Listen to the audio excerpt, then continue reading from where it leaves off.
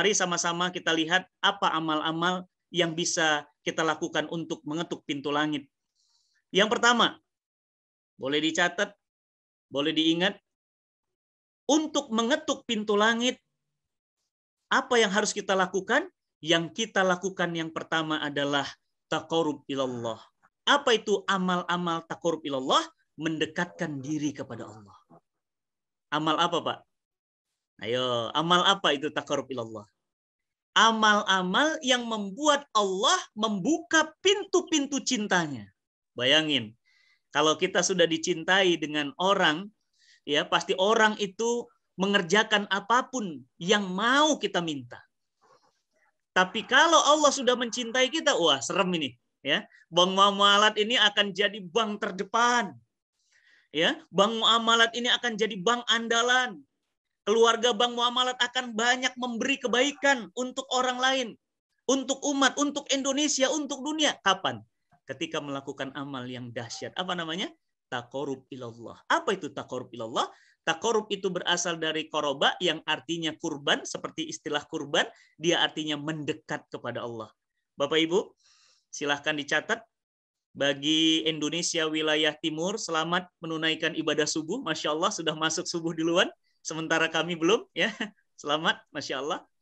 Dan apa itu taqarrub ilallah? Hadisnya, ini hadis qudsi Bapak Ibu. Hadis qudsi ini Masya Allah, bukan lagi qala Rasulullah, tapi qala Allah. Ya, Allah berkata begini, jika hambaku mendekat denganku sejengkal, perhatiin, jika hambaku mendekat denganku sejengkal, maka aku akan mendekat dengannya sehasta. Jika dia mendekat denganku sehasta, maka aku akan dekat dengannya sedepa. Jika hambaku mendekat denganku berjalan, maka aku, kata Allah, akan mendekatinya berlari. Serem ya. Kira-kira kalau Allah sudah dekat sama kita, hajat kita mudah atau susah? Tolong jawab di kolom chat. Kalau Allah sudah dekat dengan kita, Allah sudah cinta dengan kita, kita punya hajat, kita punya keinginan, kita punya impian, kira-kira mudah atau susah?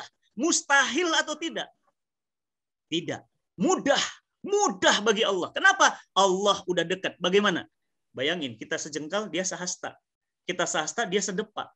Kita berjalan, dia berlari. Dan apa kata Allah? Nah, ini yang harus digarisbawahi nih. Yang harus digarisbawahi. Apa kata Allah? Jika aku sudah mencintainya. Serem nih. Jika aku sudah mencintainya, maka aku akan jadi matanya ketika melihat. Aku akan jadi telinganya ketika mendengar. Dan aku akan jadi kakinya ketika melangkah. Ini dahsyat. Siapa yang bisa menghalangi kita? Artinya apa? Ketika kita melihat peluang, ada Allah di sana. Ketika kita mau ditipu orang, nggak jadi. Ketika kita mau dapatkan beban-beban penipuan atau kejahatan, tidak jadi. Kenapa? Ada Allah bersama kita. Innallaha ma'ana. Aktivitas-aktivitas inilah yang disebut dengan taqarrub ilallah. Nah, apa saja aktivitas itu? Yang pertama, mari sama-sama Bapak Ibu yang dirahmati Allah, kita buka lagi Quran. Ya, semuanya ada di Quran. Ya, coba buka lagi Quran surah Al-Baqarah ya, Bapak Ibu ya. Al-Baqarahnya sering kita baca nih. Al-Baqarah 153 coba. Ya, Al-Baqarah 153. Bismillah, Masya Allah. Nih orang-orang pilihan nih. Bangun jam segini ya. Jarang orang bangun jam segini. Ini malah lagi enak-enaknya tidur ini. Ya, Masya Allah. Coba Al-Baqarahnya di 153. Oke. Sudah dapat Bapak Ibu? Ya ayyuhalladzina amanu sta'inu bis-sabri was-shalah.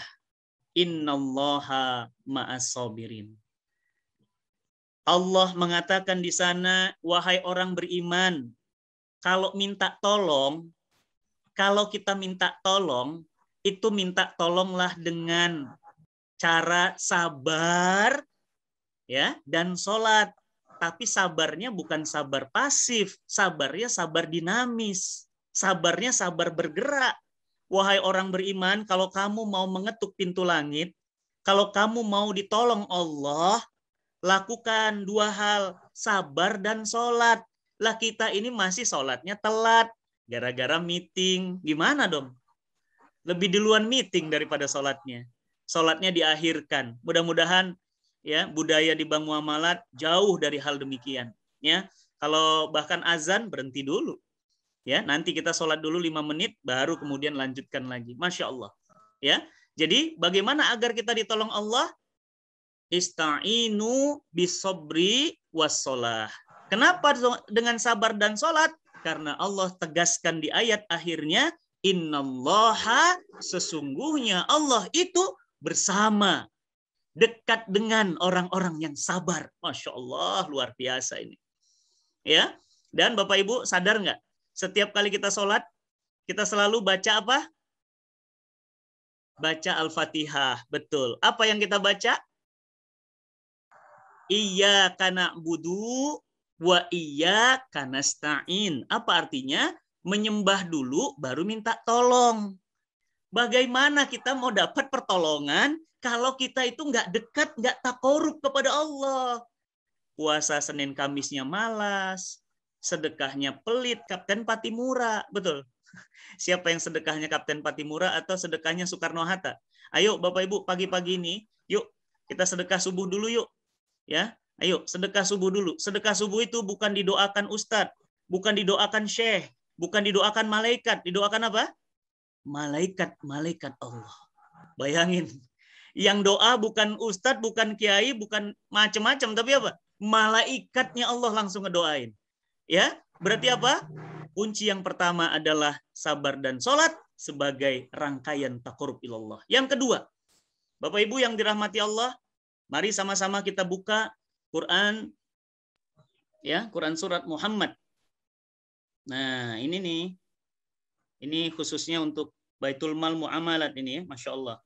Related banget nih untuk kita di BMM ya. Allah Subhanahu wa taala berfirman di Quran surat Muhammad ayat 7.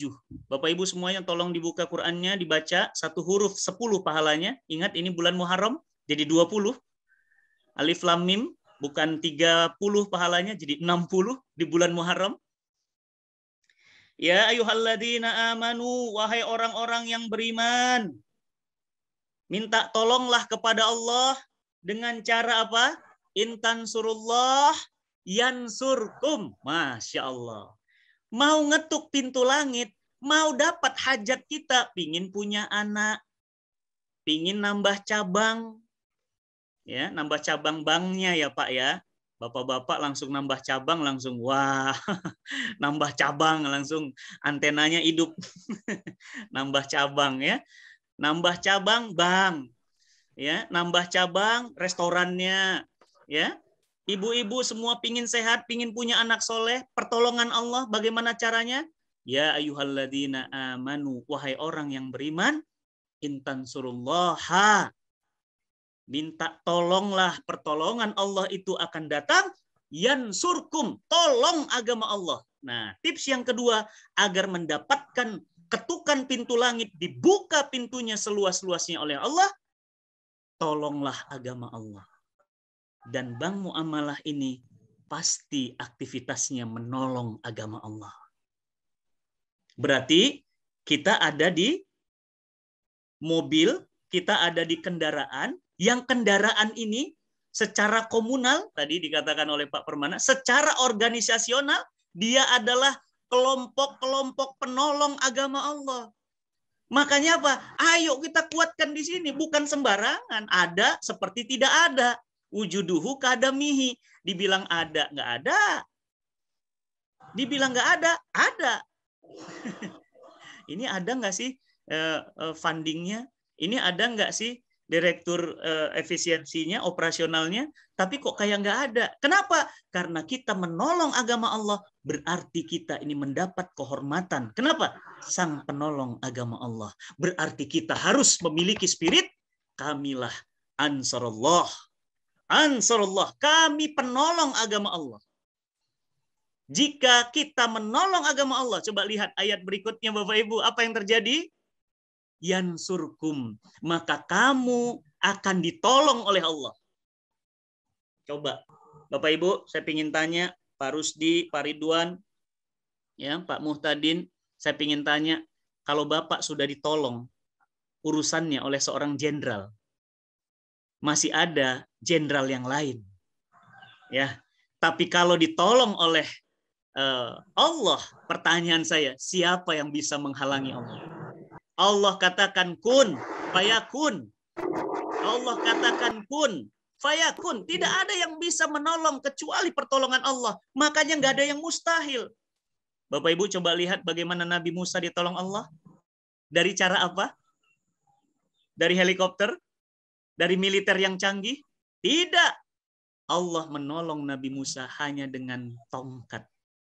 Bahkan Nabi Musa pun sempat bertanya, ya Rob, ini tongkat. Tapi apa kata Allah? Pukul wahai Musa, pukul wahai Musa, pukul wahai Musa. Apa yang terjadi? Maka Allah kemudian menjadikan tongkat itu sebagai wasilah terbelahnya lautan. Bapak Ibu yang dirahmati Allah, apa pelajarannya? Kadang-kadang pertolongan Allah itu dari jalan yang kita nggak sangka-sangka. Mungkin nolong nasabah, mungkin membahagiakan nasabah, mungkin kita servisnya excellent, maka itu mendatangkan pertolongan bagi perusahaan kita, bahkan bagi rumah tangga kita. Maka pesan saya, tolonglah agama Allah, maksimalkan pertolongan agama Allah.